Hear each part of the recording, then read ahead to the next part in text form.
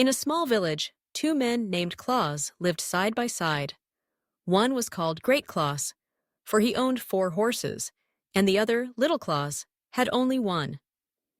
Each week, Little Claus would plow the fields for Great Claus, borrowing his 4 horses, and on Sundays, he'd proudly lead all 5, calling out, "Gee up, my 5 horses!"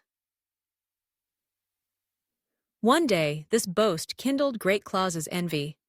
In a fit of anger, Great Claus struck down Little Claus's only horse. Left with nothing, Little Claus dried the hide of his beloved horse and set out to sell it. As a storm rolled in, he sought shelter at a farmhouse, but was turned away. Spying a hayshed, he climbed inside, where he discovered the farmer's wife secretly feasting with the local sexton. When the farmer came home unexpectedly, the wife hid the food and crammed the sexton into a chest. Quick-witted, Little Claus tricked the farmer, claiming his sack contained a conjurer who could summon food and wine. Each time he pressed the squeaky hide, he ordered the meal to appear, astonishing the farmer. Then, he convinced the farmer that the devil himself hid in the chest.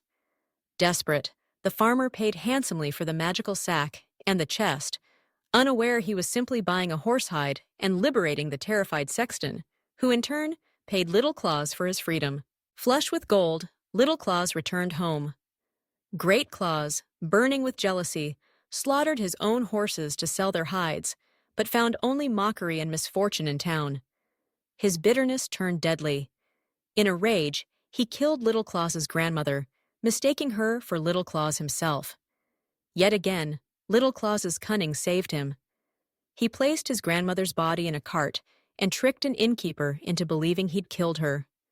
The innkeeper paid dearly to keep quiet. Great Claus, ever envious, tried to repeat the trick, but only incited outrage and was driven from town. In his fury, he trapped Little Claus in a sack, intending to drown him. But clever Little Claus outsmarted a passing drover, swapping places and escaping, then led the drover's cattle home as his own. When Great Claus saw Little Claus alive and rich with cattle, he demanded to know the secret.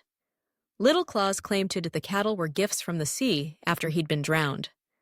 Greed overcoming sense, Great Claus begged to be thrown in the river in a sack, hoping for the same fortune.